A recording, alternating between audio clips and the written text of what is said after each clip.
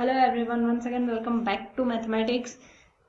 If you like our content, don't forget to like, share and subscribe our channel. So आज के इस video में हम नई सीरीज स्टार्ट करने जा रहे हैं कैटेनरी की।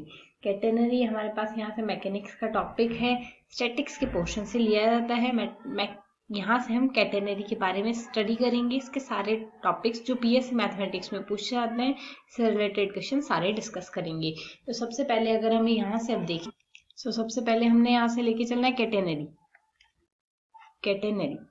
तो अगर हम कैटेनरी के लिए बात करें, कैटेनरी होता क्या है? कैटेनरी आपने महिलाओं के गलों में चैन पहने हुए देखा होगा, या फिर किसी भी एक रस्सी को दो पॉइंट्स के बीच में लटके हुए देखा होगा।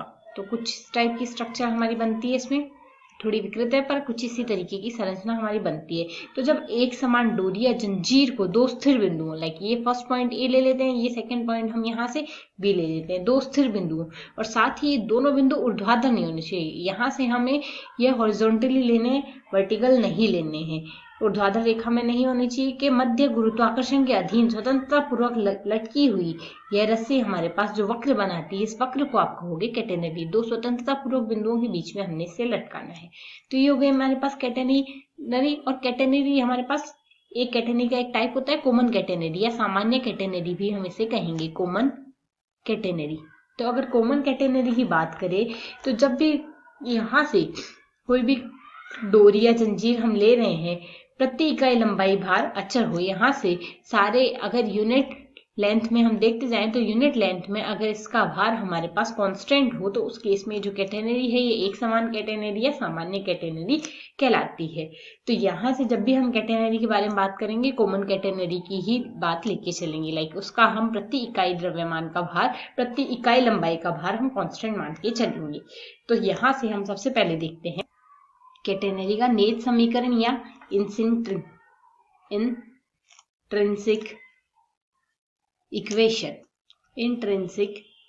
Equation of catenary, of common catenary की हम यहाँ से इक्वेशन निकालेंगे कैटेनरी। तो अगर अब हम यहाँ से देखिए, हम यहाँ से सबसे पहले कैटेनरी लेते हैं। तो अगर हम यहाँ से देखिए, ये हमारे पास यहाँ से हमारी कोई कैटेनरी हो गई, दो पॉइंट्स ए और बी के मिड में हम यहाँ से इसे लेके चल रहे हैं। एक पॉइंट हमारे पास यहाँ से ए हो जाएगा, एक पॉइंट हो जाएगा हमारे पास यहाँ से बी। एक स्ट्रेट लाइन से हम इसे यहाँ से दोनों को ऐड कर देते हैं कुछ इस तरीके से। अब यहाँ से हम इसके पॉइंट्स ले लेते हैं। ये पॉइंट ए आ गया, ये पॉइंट हमारे पास यहाँ से बी आ गया।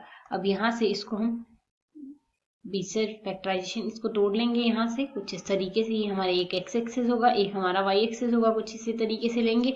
यहाँ से ये आ जाएगा हमारा एक्स एक्सिस, ये आ गया वाई एक्सिस, ये आ गया ओरिजिन ओ, और यहाँ से हमने कैटेनरी लिया है। इस कैटेनरी का लोवेस्ट पॉइंट या हम यहाँ से है मिनिमम पॉइंट, यहाँ से लोवेस्ट पॉइंट इसका हम सी लेके चल रहे हैं, जो इसको ए सी व सी भी दो बराबर भागों में डिवाइड कर रहा है। अब यहाँ से हम बिंदु, यहाँ से यदि हम इस पर कोई भी पॉइंट पी लेते हैं कैटेनरी पे, यहाँ से हम कोई पॉइंट पी ले लेते हैं, यहाँ से सी पी की जो लंबाई है ये हम एस मान के चल रहे हैं, स्मॉल एस हम यहाँ से लेके चल रहे हैं।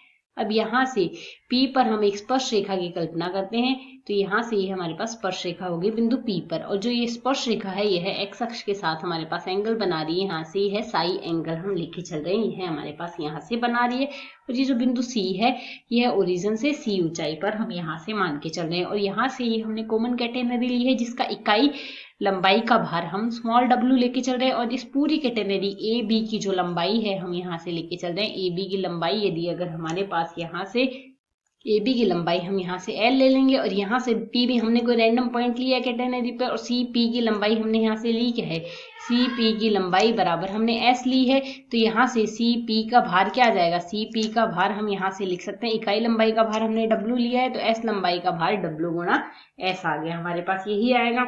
अब जब साम्यावस्था में रहेगा ये हमारे पास, तो साम्यावस्था की स्थिति में बिंदु सी से हमारे पास क्षैतिज में तनाव जो उत्पन्न होता है वो हम T0 मान देते हैं। तो यहाँ से यह है हम तनाव, इस पर हम T0 ले लेते हैं यहाँ से। ठीक इसी प्रकार बिंदु P पर हमारे पास डोरी में तनाव उत्पन्न होता है स्पर्श रेखा के अनुदिश। स्पर्श रेखा के अनुदिश जब तनाव उत्पन्न होता है और यहाँ से बिंदु P के अनुदिश हमने तनाव T मान लेना है। यह एक अक्ष के साथ साई कोण बना रहा है, तो यहाँ से इस T को हम क्षैतिज और ऊर्ध्वाधर दो घटकों में वियोजित कर देते हैं। तो जब क्षैतिज घटक में हम यहाँ से वियोजित करेंगे तो इस दिशा में हमारे पास क्षैतिज घटक बनेगा T कोस साई आ जाएगा, और जो ऊर्ध्वाधर घटक बन रहा है हमारे पास यहाँ से इस दिशा में यह आ जाएगा T साइन साई। अब यदि हम यहाँ से इसको क्षैतिज और ऊर्ध्वाधर घटकों में वियोजित कर लें तो हमारे पास यहाँ से क्षैतिज दिशा में घटक क्या बन रहा है, इस स्थिति में क्षैतिज दिशा में हमारे पास घटक बन रहा है T कोस साई आ रहा है। और यहाँ से अगर हम देखें तो हमारे पास इस स्थिति में मान क्या आ रहा है, यहाँ से दाएं में तो लग रहा है T कोस साई और लेफ्ट में हमारे पास T0 लग रहा है, तो T कोस साई साम्यावस्था की स्थिति में T cos psi equals to T0 आ जाएगा। ठीक इसी प्रकार हमारे पास यहाँ से इसका ऊर्ध्वाधर घटक क्या है, T साइन साई, यही तो यहाँ से आया है। और यहाँ से इसका इकाई लंबाई का भार हमने W माना है, तो CP लंबाई का भार WS आ रहा है। तो यहाँ से यह भार ऊर्ध्वाधर नीचे की ओर लगेगा, तो यह बराबर आ जाएगा WS के। अब यहाँ से एक को हम इक्वेशन फर्स्ट ले लेते हैं, दूसरे को हम इक्वेशन सेकंड ले लेते हैं। फर्स्ट और सेकंड को अगर अब हम यहाँ से सॉल्व करें तो first divided by second divided by first अगर करते हैं तो T से T तो कैंसिल आउट जाएगा, sine psi upon cos psi tan psi आ जाएगा, इक्वल्स टू हमारे पास क्या आएगा WS अपॉन T0 आ गया। यही वैल्यू तो आएगी हमारे पास यहाँ से। अब अगर हम इसे आगे सिंप्लीफाई करें, हम जानते हैं T0 इक्वल्स टू हमारे पास क्या लिखा जाता है, W इंटू C लिखा जाता है। तो अगर अब हम यहाँ से केवल T0 फाइंड आउट कर, T0 की वैल्यू सब्स्टिट्यूट कर देते हैं यहाँ से, तो टेन साई इक्वल्स टू हमारे पास क्या लिखा जा सकता है, WS डिवाइडेड बाय जाएगा WC, W से W हम कैंसिल आउट कर देंगे और सिंप्लीफाई करने से वैल्यू आएगी टेन साई इक्वल्स टू आ जाएगा S अपॉन C। W से W हमने यहाँ कैंसिल आउट कर दिया है, क्रॉस मल्टीप्लाई कर लेते हैं, तो क्रॉस मल्टीप्लाई करने से वैल्यू हमारे पास आएगी S equals to C ten Sai.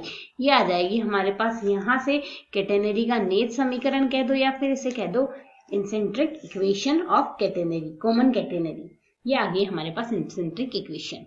सो आज के वीडियो में हमने इतना फाइंड आउट कर लिया। नेक्स्ट वीडियो में हम इसके लिए कार्टेशियन इक्वेशन फाइंड आउट करेंगे। I hope you understand explanation. Thanks for watching.